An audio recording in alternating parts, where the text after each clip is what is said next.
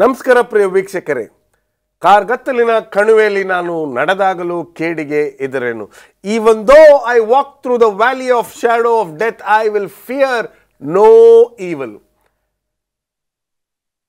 ಕೀರ್ತನೆಗಾರನು ಇದನ್ನು ಯಾವ ಒಂದು ಸಂದರ್ಭದಲ್ಲಿ ಬರೆದಿದ್ದಾನೆ ಅಂತ ನಿಮಗೂ ನನಗೂ ಚೆನ್ನಾಗಿ ಗೊತ್ತು. ಆದರೆ ಈ ಒಂದು ಕೀರ್ತನೆ ನಮ್ಮೆಲ್ಲರ ಜೀವನಕ್ಕೆ ಎಷ್ಟು ಒಂದು ಬೆಂಬಲ ಶಕ್ತಿ ನೀಡಿದೆ. ಆ ಒಂದು ಶೀರ್ಷಿಕೆಯಲ್ಲಿ ನಮ್ಮ ಮಧ್ಯದಲ್ಲಿ ಹಿರಿಕರಾಗಿರ್ತಕ್ಕಂಥ ಪ್ರಕಾಶ್ ಅಮ್ಗೋಳ್ ಮತ್ತು ಶ್ರೀಮತಿ ಸಂಪತ್ ಕುಮಾರಿ ಪ್ರಕಾಶ್ ಅವರು ಇರ್ತಕ್ಕಂಥ ತುಂಬ ಸಂತೋಷ. ಬನ್ನಿ ನಮ್ಮ ಒಂದು ಮಾತುಕತೆಯನ್ನು ಶುರು ಮಾಡೋಣ. ಸೊ ನಿಮಗೆ ಬಯೋಪ್ಸಿಯ ನಂತರ ಡಾಕ್ಟರ್ ನಿಮಗೆ ಹೇಳ್ತಾರೆ ನಿಮಗೆ ಕ್ಯಾನ್ಸರ್ ಆಗಿದೆ ಅಂತ. ಈಗ ಆ ವರ್ಡ್ ಅಂದರೆ ನಮ್ಮೆಲ್ಲರಿಗೂ ಭಯ. ಅದರಲ್ಲೂ ಈಗ ಆಧುನಿಕ ಲೋಕದಲ್ಲಿದ್ದೇವೆ, ಅದಕ್ಕೆ ಒಳ್ಳೆ ಟ್ರೀಟ್ಮೆಂಟ್ಗಳು ಬಂದಿವೆ, ಅದನ್ನು ಜಯಿಸಲಿಕ್ಕೆ ಬಹಳಷ್ಟು ಚಿಕಿತ್ಸೆಗಳಿವೆ. ಆದರೆ ಒಂದು 10-20 ವರ್ಷ ಆ ಪದನ ಕೇಳಿದ್ರೆ ಎಷ್ಟೋ ಜನರು ಹಾರ್ಟ್ ಅಟ್ಯಾಕಲ್ಲಿ ಕೂಡ ಸತ್ತೋಗಿರೋದನ್ನು ನಾನು ಕೇಳಿಪಟ್ಟಿದ್ದೆ. So when the doctor told you, Mrs Sampath, you are having cancer and it is on the 4th stage, ಯಾವ ರೀತಿ ಪದನ ಉಪಯೋಗಿಸಿದ್ರು doctors? When the doctor told you, what are the words? Do you remember? ಯಾಕೆಂದರೆ ಇದೆಲ್ಲ ಜೀವನದಲ್ಲಿ ಒಂದ್ಸರಿ ಮರೆಯೋಕ್ಕಾಗೋದಿಲ್ಲ, ಒಂದ್ಸರಿ ಅದು ಕಿವಿಗೆ ಬಿದ್ದಾಗ. ಹೇಳಿ exactly what did the doctor tell you? Doctor ಅದನ್ನು ಎಕ್ಸ್ಪ್ಲೇನ್ ಮಾಡಿದ್ರು ಪಾಸ್ಟರ್, ರಿಪೋರ್ಟೆಲ್ಲ ನೋಡಿ. ಅಲ್ಲಿ ರಿಪೋರ್ಟಲ್ಲೂ ಅವರೆಲ್ಲ ಎಂಟ್ರಿ ಮಾಡ್ತಾಯಿದ್ರು. 3rd 4th stage ಮಧ್ಯದಲ್ಲಿದೆ ಅದು. But it is curable. 4th ಸ್ಟೇಜ್ನಲ್ಲಿದ್ದರೆ ಅದು ಸ್ವಲ್ಪ ಕಷ್ಟನೇ. ನಾವು 4th stage ಇರೋರಿಗೆ ನಾವು ಟ್ರೀಟ್ಮೆಂಟು ಕೊಡ್ಲಿಕ್ಕೆ ಹೋಗಲ್ಲ. ಅವರು ಎಷ್ಟು ದಿನ ಇರ್ತಾರೆ ಅಷ್ಟು ದಿನ ಇರೋಕ್ಕೆ ಬಿಟ್ಬಿಡ್ತೀವಿ. ಆದರೆ ನಿಮ್ಮದು ಆ ಥರ ಇಲ್ಲ. ನಿಮಗೆ 3rd ಮತ್ತು 4th stage ನಡುವೆ ಇತ್ತು. ಇನ್ನು ಸ್ವಲ್ಪ ದಿನ ಬಿಟ್ಟಿದ್ರೆ ಅದು 4th stage ಹೋಗ್ತಾ ಇತ್ತು. ಓಕೆ ಅಂತ ಹೇಳಿ, ಇಲ್ಲ ನಾವು ಆಪ್ರೇಷನ್ ಮಾಡೋಣ ಅಂತ ಹೇಳಿ ಅವರು ಕೀಮೋಗೆ ರೆಫರ್ ಮಾಡಿದ್ರು, ಇಲ್ಲ ರೇಡಿಯೇಷನ್ಗೆ ರೆಫರ್ ಮಾಡಿದ್ರು. ಫಸ್ಟ್ ರೇಡಿಯೇಷನ್ಗೆ ಹೋದಾಗ ನನಗೇನು ಭಯ ಅನ್ನಿಸ್ಲಿಲ್ಲ. ನೋಡಿದೆ ವಾರ್ಡಲ್ಲಿ ಒಂದು 10 ಬೆಡ್ ಇತ್ತು, ಎಲ್ಲರನ್ನೂ ಮಲಗಿಸ್ಬಿಟ್ಟು ಸೆಲನ್ ಹಾಕ್ತಾನೆ ಇದ್ದರು. ಇಷ್ಟೇ ತಾನೆ ಅನ್ನೋ ರೀತಿಯಲ್ಲಿ ಡಾಕ್ಟ್ರ್ ಹೇಳಿದರು, will start with aggressive medicines only, we are going to give ಅಂತ ಹೇಳಿದಾಗ್ಲೂ ಓಕೆ ಅಂತಂದೆ. ಈಗ ನಾನು ಯಾಕೆ ಹೇಳ್ತಾ ಇದ್ದೇನೆ ಅಂದರೆ, ಈಗ ನಿಮ್ಮ ಅಣ್ಣವ್ರು ಇರಬಹುದು ಅಥವಾ ನಿಮ್ಮ ಸಿಸ್ಟರ್ ಇರ್ಬೋದು, ಅವರೆಲ್ಲ ಸ್ವಲ್ಪ ಮೆಡಿಕಲ್ ಫೀಲ್ಡಲ್ಲಿ ತುಂಬ ಒಂದು ಪ್ರಸಿದ್ಧಿ ಪಡೆದಿರ್ತಕ್ಕಂಥವ್ರು. ನಿಮ್ಮ ಇನ್ನೊಬ್ಬರು ಸಹೋದರರು ಕೂಡ ಆಲ್ಮೋಸ್ಟ್ ಮೆಡಿಕಲ್ ಫೀಲ್ಡಲ್ಲೇ ಇದ್ದಾರೆ. ಇವರೆಲ್ಲ ಏನು ಸಲಹೆ ಕೊಟ್ಟರು ನಿಮಗೆ ಈ ರೀತಿಯಾಗಿ ಆಗಿದೆ ಅಂತ ಹೇಳಿದಾಗ? First time doctor Akshita meet ಮಾಡ್ಲಿಕ್ಕೆ ಹೋದಾಗ ನಮ್ಮ ದೊಡ್ಡಣ್ಣ, ಮೊದಲನೇ ಅಣ್ಣ ಬಂದಿದ್ದರು. ಅವರು ಕೆಲವೊಂದು ವಿಷಯಗಳನ್ನ ಅವ್ರ ಹತ್ರ ಚರ್ಚೆ ಮಾಡ್ತಾಯಿದ್ರು. ಅಕಸ್ಮಾತ್ ಇದನ್ನು ತೆಗೆದ್ರೆ ಅದಕ್ಕೇನಾದ್ರೂ ಇವಾಗ ಕೃತಕ ಬ್ರೆಸ್ಟ್ ಸರ್ಜರಿ ಮಾಡ್ತಾರೆ, ಅದನ್ನಾರು ಮಾಡ್ಬೋದಾ ಅಂತೆಲ್ಲ ಕೇಳ್ತಾಯಿದ್ರು. ಅದು ಅವ್ರು ಡಿಸ್ಕಷನ್ಸ್ ಮಾಡಿ ಕೊನೆಗೆ ಡಾಕ್ಟ್ರ್ ನಮ್ಮದೇ ಆದಂಥ ನಾವು ಇಲ್ಲಿ ಮಾಡ್ತೀವಿ ಅಂತ ಹೇಳಿದರು. ಅಷ್ಟೇ, ಏನೂ ಇಲ್ಲ. ಗೊತ್ತಾದಾಗ ಎಲ್ರಿಗೂ ಸ್ವಲ್ಪ ಬೇಜಾರು ಅನ್ನಿಸ್ತು. ಎಲ್ಲ ಕಡೆಯಿಂದಲೂ ಫೋನ್ ಕಾಲ್ ನನಗೆ. ಇಲ್ಲಿ ಏನು ಅಂತ ಹೇಳ್ತಾರೆ, ಕಷ್ಟ ಬಂದಾಗ, ಅನಾರೋಗ್ಯ ಬಂದಾಗ ನಮ್ಮವರು ಯಾರು, ನಮ್ಮನ್ನು ಯಾರು ಪ್ರೀತಿಸ್ತಾರೆ, ನಮ್ಮನ್ನು ಯಾರು ಗೌರವಿಸ್ತಾರೆ ಅಂತಕ್ಕಂಥದ್ದು ಆವಾಗ್ತಾ ಗೊತ್ತಾಗುತ್ತಂತ ಒಬ್ಬ ವ್ಯಕ್ತಿಗೆ. ನಾವು ಸಂತೋಷವಾಗಿದ್ದು, ನಾವು ಹಣವಂತರಾಗಿದ್ದು, ಎಲ್ಲರೂ ಪಾರ್ಟಿ ಗಿರ್ಟಿ ಮಾಡುವಾಗ ಎಲ್ಲರೂ ಬರ್ತಾರೆ. ಆದರೆ ನಮಗೇ ಒಂದು ಆದಾಗ ನಮ್ಮವರು ಯಾರು ಅಂತ ನಮಗೆ ಗೊತ್ತಾಗುತ್ತೆ. ಆ ರೀತಿ ನಿಮ್ಗೆ ಗೊತ್ತಾಯ್ತಾ? ಖಂಡಿತ ಪಾಸ್ಟರ್. ನಮ್ಮ 2ನೇ ಅಣ್ಣ ಸುರೇಂದರ್ ಮೋಸಸ್, ಅವ್ನು ನನ್ನ ಹತ್ರ ಡೈರೆಕ್ಟಾಗಿ ಫೋನ್ ಮಾಡಲಿಲ್ಲ, ನನ್ನ ಮಗನ ಹತ್ರ ಮಾತಾಡಿದ್ದಾನೆ. ಅವನು ಮಮ್ಮಿ ಹತ್ರ ಮಾತಾಡಿ, ಬೇಡ ಕಣೋ ಮಮ್ಮಿ ಹತ್ಬಿಡ್ತಾರೆ, ಅವಳು ಅಳೋದನ್ನ ಇದು ಮಾಡಿದ್ರೆ ನನಗೆ ಆಗಲ್ಲ ಅಂತ ಹೇಳಿ ಅವ್ರು ಕರೀಲಿಲ್ಲ. ವ್ಯಾನಲ್ಲಿ ಬರ್ತಾಯಿದ್ವಿ, ಲೈನಲ್ಲೇ ಫೋನ್ನಲ್ಲೇ ಇದ್ನು ಅವನು. ಮಾತಾಡಿ ಮಮ್ಮಿ ಇಲ್ಲಿದ್ದಾರೆ ಅಂತ ಹೇಳಿದ್ನು. ಆಮೇಲೆ ನಾನು ಕ್ಯಾಶುವಲಾಗೇ ನಾನು ಮಾತಾಡಿದೆ. ಸರಿ, ಹಿಂಗೆ ಟ್ರೀಟ್ಮೆಂಟ್ ಹೋಗ್ಬಿಟ್ಟು ಬರ್ತಾಯಿದ್ದು, ಡಾಕ್ಟರ್ ನೋಡ್ಬಿಟ್ಟು ಬರ್ತಾಯಿದ್ದೀವಿ ನಾವು ವಾಪಸ್ಸು ಅಂತ ಹೇಳಿದೆ. ಸರಿ ಅಂದರು. ಅಲ್ಲಿ ಅವರು ಆ ಚರ್ಚ್ಗೆ ಹೇಳಿ ಅಲ್ಲೆಲ್ಲ ಪ್ರೇಯರ್ ಮಾಡ್ಲಿಕ್ಕೆ ಶುರು ಮಾಡಿದ್ರು. ಅದೇ ಚರ್ಚ್ನಲ್ಲಿ ನಮ್ಮ ಕಸಿನ್ಸು, ನಮ್ಮ ದೊಡ್ಡಮ್ಮನ ಮಕ್ಕಳು ಮತ್ತು ನಮ್ಮ ಮಾಮನ ಮಗನು ವಸಂತ ವೆಸ್ಲಿ, ನಮ್ಮ ಮಾಮನ ಮಗನು ನಿರ್ಮಲ್ ಜಾನ್ ಅವರು ಮತ್ತು ಸಜ್ಜನ್ ಜಾನ್ ಅವರು ನಮ್ಮ ದೊಡ್ಡಮ್ಮ ಮಕ್ಕಳು. ಅವ್ರಿಗೆಲ್ರಿಗೂ ಅವಳು ಫೋನ್ ಮಾಡಿ ಹೇಳಿದ್ದಾಳೆ, ನನ್ನ ತಂಗಿ ಶರತ್ ಜಾನ್ಗೂ ಕೂಡ ಎಲ್ಲ ಫೋನ್ ಮಾಡಿ ನನಗೆ ಧೈರ್ಯ ಹೇಳ್ತಾಯಿದ್ರು. ಇದು ಒಂದು ಫ್ಯಾಮಿಲಿ ಹಿಸ್ಟ್ರಿ ಕೂಡ ಪಾಸ್ಟ್. ಡಾಕ್ಟರ್ ಅಕ್ಷಿತಾ ಸಿಂಗ್ ಕೇಳಿದ್ರು, ನಿಮ್ಮ ಫ್ಯಾಮ್ಲಿಲಿ ಯಾರಿಗಾರು ಇತ್ತಾ ಇದು? ನಾನಂದು ಹೌದು. ಯಾರಿಗೆ ಅಂದರು. ನಮ್ಮ ತಾಯಿದು ಅಕ್ಕ ದೊಡ್ಡಮ್ಮ ಸೇಮ್ ಇದು ಅವ್ರಿಗಿತ್ತು. ಬಟ್ ಅವ್ರಿಗೆ ಏಜ್ ಆದದ್ರಿಂದ ಅವ್ರದ್ದು ಆಪ್ರೇಷನ್ ಮಾಡಲಿಲ್ಲ. ಅದು ಕೇಸ್ ಹಿಸ್ಟ್ರಿ ತಗೊಂಡ್ರು ಅದನ್ನು. ಸೊ ಈ ರೀತಿಯಾದ ಒಂದು ಒಂದು ಅನಾರೋಗ್ಯ ಬಂದಾಗ ನಿಮ್ಮ ಕುಟುಂಬ ಇನ್ನೂ ಸ್ವಲ್ಪ ಹತ್ರ ಬಂತು, ಕ್ಲೋಸ್ ಆಯಿತು, ನಿಮಗೋಸ್ಕರ ಪ್ರಾರ್ಥನೆ ಮಾಡಲಿಕ್ಕೆ ಶುರು ಮಾಡಿದ್ರು. ಬರೀ ಭಾರತ ದೇಶದಲ್ಲ, ಇಡೀ ಲೋಕದಲ್ಲಿ ನಿಮ್ಗೆ ಗೊತ್ತಿರ್ತಕ್ಕಂಥವ್ರು ಎಲ್ಲರೂ, ನಿಮ್ಮ ಈ ಕಡೆ ನಿಮ್ಮ ಮಗನ ಒಂದು ಸ್ನೇಹಿತರಿರ್ಬೋದು, ಅಥವಾ ನಿಮ್ಮ ಒಂದು ದೊಡ್ಡ ಕುಟುಂಬ, ನಿಮ್ಮದು ತುಂಬ ದೊಡ್ಡ ಕುಟುಂಬ. ಕೊಳ್ಳೇಗಾಲದಲ್ಲಿ ನೋಡೋಕ್ಕೆ ಹೋದರೆ almost you related to everybody. ಎಲ್ಲ ದಕ್ಷಿಣ ಕರ್ನಾಟಕದಲ್ಲಿರ್ತಕ್ಕಂಥವ್ರು ಎಲ್ಲೋ ಒಂದು ಕಡೆ ಯಾವುದೋ ಒಂದು ರೀತಿಯಲ್ಲಿ ನೀವು ಸ್ವಂತದವ್ರು ಆಗಿರ್ತೀರ. ಬಟ್ ನನ್ನ ಒಂದು ಒಂದು ದೃಷ್ಟಿಕೋನ ಏನಂತ ಹೇಳಿದ್ರೆ, everybody came together to pray for you. More then they giving you money or coming and seeing you, they simply stayed in their house. ಯಾಕೆಂದರೆ 2020 ಬಂದು ಇನ್ನೂ ಕೊರೋನಾಯಿಂದ ನಾವು ಹೊರ ಬಂದಿಲ್ಲ, ಇನ್ನೂ ಜನರಿಗೆ ಇನ್ನೂ ಒಂದು ಭಯಭೀತರಾಗಿದ್ದರು. But still people were praying for you. ಅದರಲ್ಲೂ 3rd ಇಂದ 4th ಸ್ಟೇಜ್ ನಡುವೆ ಇರ್ತಕ್ಕಂಥದ್ದು. ಆದರೆ ಒಂದು ವಿಷಯ ಮೆಚ್ಚತಕ್ಕದ್ದು ನಿಮ್ಮ ಜೀವನದಲ್ಲಿ, ಇದನ್ನು ಒಂದು ಸಕಾರಾತ್ಮಕ ತೆಗೆದುಕೊಂಡಿದ್ದೀರ. That I think I should, ಈ ಕಾರ್ಯಕ್ರಮವನ್ನು ನೋಡ್ತಾ ಇರ್ತಕ್ಕಂಥವ್ರು ದಯವಿಟ್ಟು ಏನೇ ಅನಾರೋಗ್ಯ ಬಂದರು ಅಯ್ಯೋ ಹಿಂಗಾಯ್ತಲ್ಲ ಅನ್ನೋದಕ್ಕಿಂತ, ಆಯ್ತಲ್ಲ ಬಂದಿದ್ದು ನಾವು ನೋಡ್ಕೊಳ್ಳೋಣ. ಅದೇ ರೀತಿಯಾಗಿ ನಿಮ್ಮ ಮನೇಲಿ ಒಬ್ರಿಗೆ ಆ ಥರ ಆದರೂ ಅವ್ರಿಗೆ ನೀವು ಹಣ ಕೊಡೋದು ಬೇಕಾಗಿಲ್ಲ, ಅವ್ರನ್ನ ನೀವು ಭೇಟಿ ಆಗಲಿಲ್ಲ ಅಂದರೂ ಪರವಾಗಿಲ್ಲ, ಅವ್ರಿಗೋಸ್ಕರ ಮೊಣಕಾಲೂರಿ ಒಂದು ಸರಿ ಪ್ರಾರ್ಥನೆ ಮಾಡಿ. ಮಧ್ಯವರ್ತಿಕೆ ಪ್ರಾರ್ಥನೆಯಲ್ಲಿ ಬಲ ಇದೆ. ಶ್ರೀಮತಿ ಸಂಪತ್ ಕುಮಾರಿ ಅವರ ಜೊತೆ ಇನ್ನೂ ಸ್ವಲ್ಪ ಮಾತಾಡೋಣ. ಈಗ ಒಂದು ಸಣ್ಣ ವಿರಾಮಕ್ಕೆ ಸಮಯ ಆಗಿದೆ, ಒಂದು ಸಣ್ಣ ವಿರಾಮ.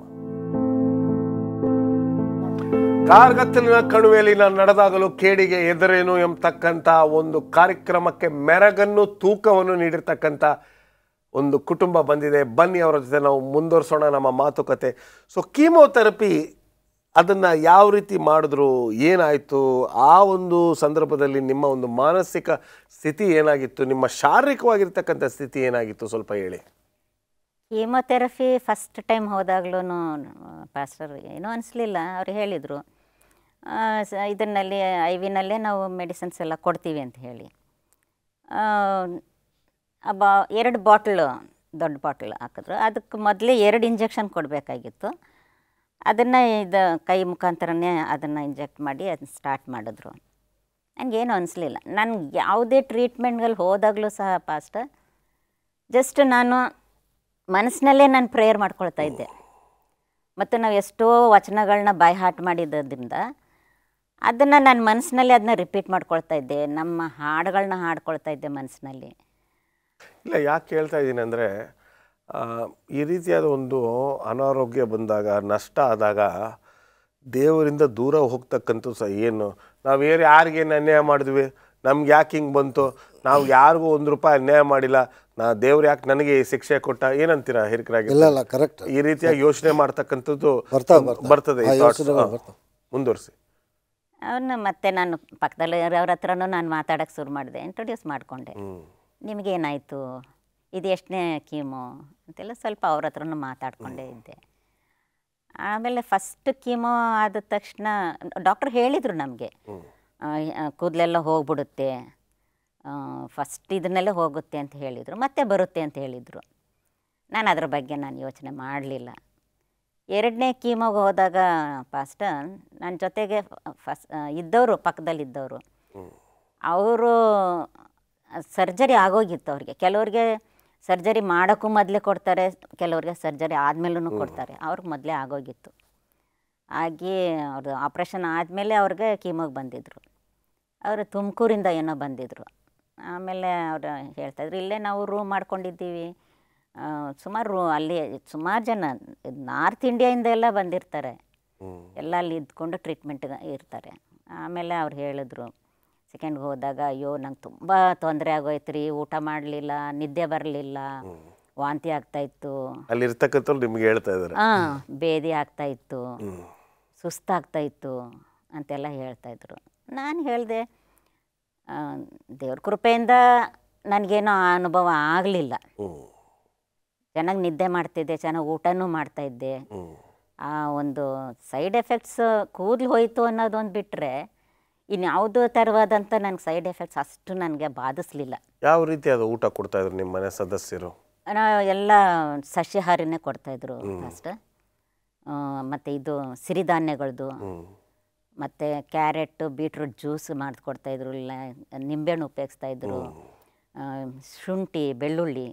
ಇಲ್ಲ, ಯಾಕೆ ಹೇಳ್ತೀನಿ ಅಂದರೆ ಕೆಲವರು ಒಳ್ಳೆ ಸೂಪ್ಗಳು, ಮಾಂಸಾಹಾರಿ ಸೂಪ್ಗಳನ್ನು ಕುಡಿದ್ರೆ ಬಲ ಬರ್ತದೆ, ನಾಟಿ ಕೋಳಿ ತಿನ್ನಬೇಕು ಹಂಗೆ ಹಿಂಗೆ ಅಂತಾರೆ. ಆದರೆ ನೀವು ಅಡ್ವೆಂಟಿಸ್ಟ್ ಹೆಲ್ತ್ ಪ್ರಿನ್ಸಿಪಲ್ಸ್ ಆಧಾರದ ಮೇಲೆ ನೀವು ಬರೀ ಸಸ್ಯಾಹಾರಿ ತಿಂದ್ರಿ? ಹೌದು.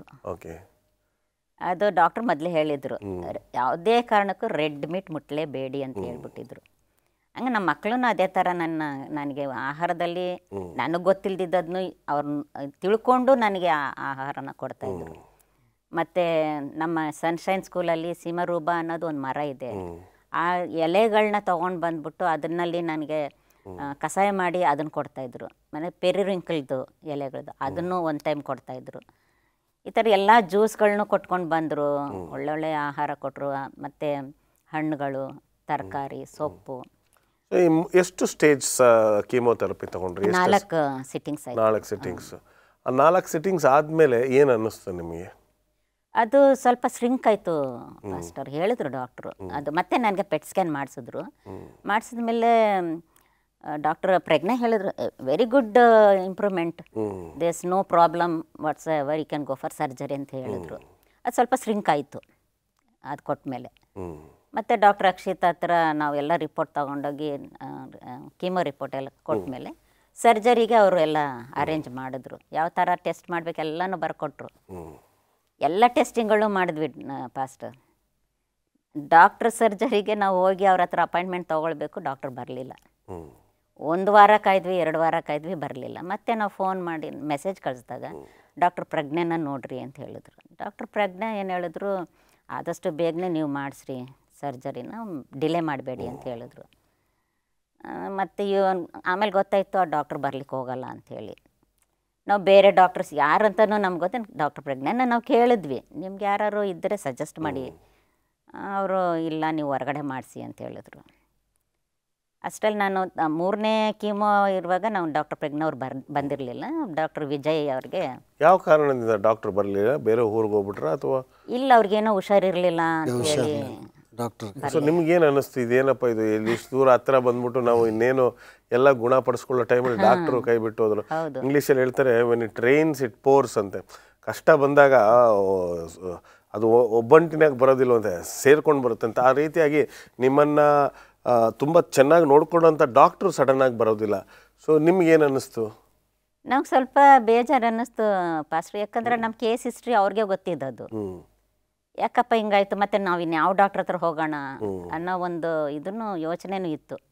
ಅಷ್ಟರಲ್ಲಿ ನಮ್ಮ ಮಗನು 3rd ಕೀಮೋ ಕೊಟ್ಟ ಡಾಕ್ಟರ್ ವಿಜಯ್ ಅವರು ನಮ್ಗೆ ಸ್ವಲ್ಪ ನಮ್ಮ ಸೊಸೆ ಕಡೆ ಸ್ವಲ್ಪ ರಿಲೇಷನ್ ಆಗಬೇಕು.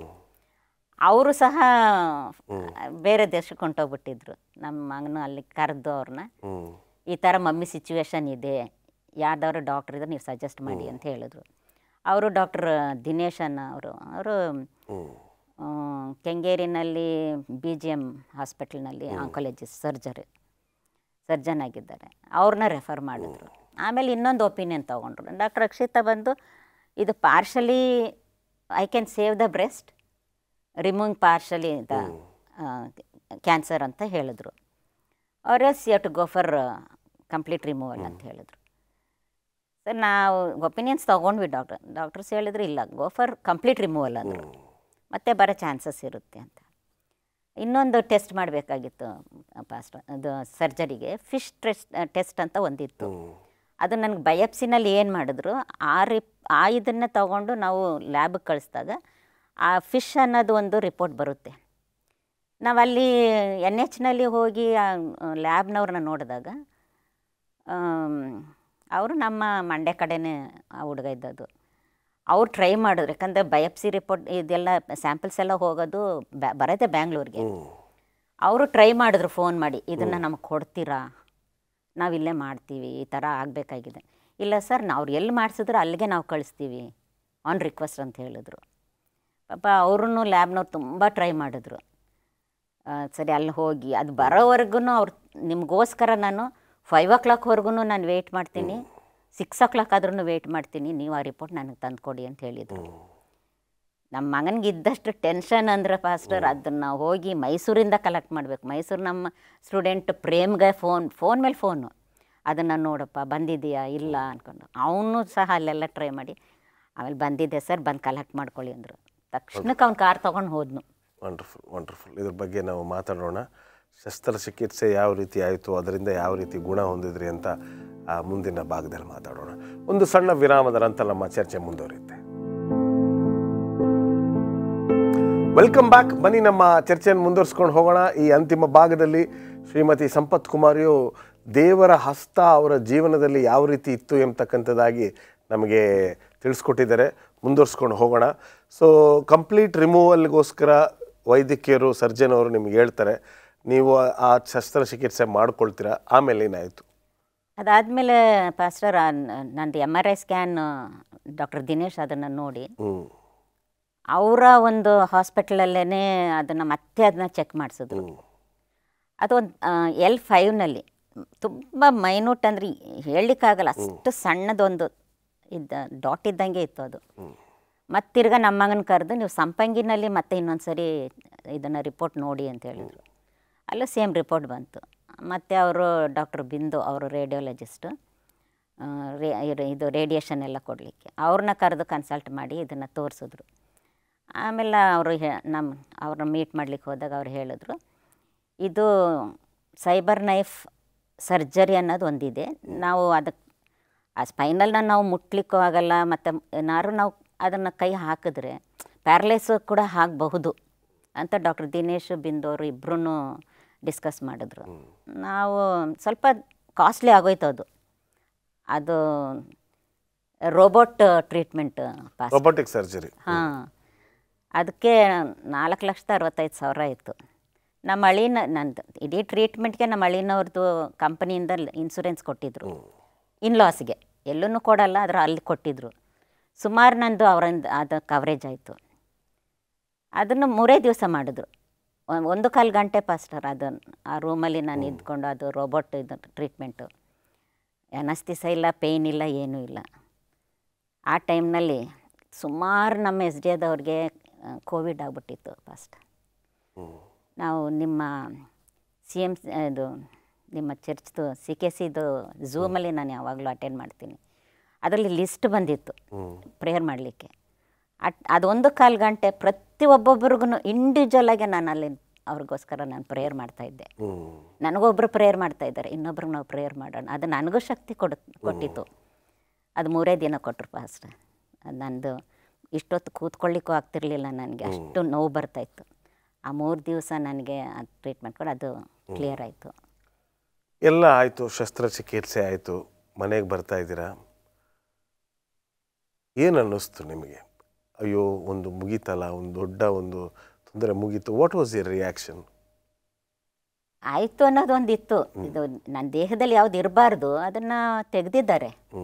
ಇನ್ನೇನಿದ್ರು ನನಗದು ಗುಣ ಆಗಬೇಕು, ಇನ್ನು ಮುಂದೆ ನಾನು ಆರೋಗ್ಯನ ಕಾಪಾಡ್ಕೊಂಡು ಹೋಗಬೇಕು ಅನ್ನೋ ಒಂದೇ ಒಂದು ಉದ್ದೇಶ ಇತ್ತು ಪಾಸ್ಟರ್. ಆ ಟೈಮ್ನಲ್ಲಿ ಇನ್ನೊಂದು ಘಟನೆ ನಡೀತು. ಅಂದರೆ ನಮ್ಮ ಮಗನ ಮನೇಲಿ ನಾನು ಕೆಲವು ದಿನ ನಮ್ಮ ಮಗಳು ಇಬ್ಬರು ಟರ್ನ್ಸ್ ತೊಗೊಳ್ತಿದ್ರು ನಾನು ನೋಡ್ಕೊಳ್ಳಿಕ್ಕೆ.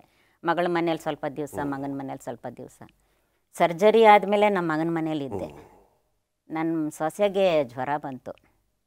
ತಕ್ಷಣಕ್ಕೆ ಅವಳು ನನ್ನ ಮಗಳಿಗೆ ಹೇಳಿದ್ಮೇಲೆ ಮಗಳ ಮನೆಗೆ ಕರ್ಕೊಂಡು ಹೋಗ್ಬಿಟ್ಲು. ಕೋವಿಡ್ ಆಗ್ಬಿಡ್ತು ನಮ್ಮ ಸೊಸೆಗೆ ಆ ಟೈಮ್ನಲ್ಲಿ.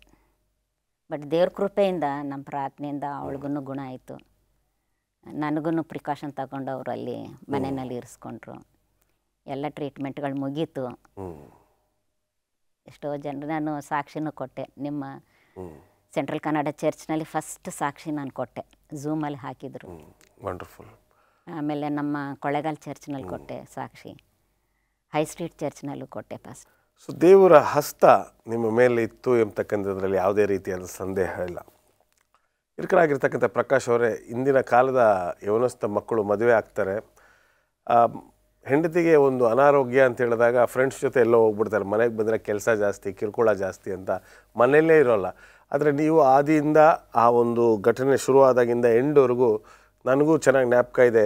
ನಾನು ಎಳ್ನೀರೆಲ್ಲ ತೊಗೊಂಬಂದು ಕೊಡ್ತಾಯಿದ್ರಿ ನಿಮ್ಮ ಶ್ರೀಮತಿಗೆ. ಅದಕ್ಕೆ ಯಾಕಂದರೆ ಊರಲ್ಲಿ ಎಳ್ನೀರೇ ಕುಡಿಬೇಕು, ಅದು ಆರೋಗ್ಯಕ್ಕೆ ಒಳ್ಳೆಯದು ಅಂತ.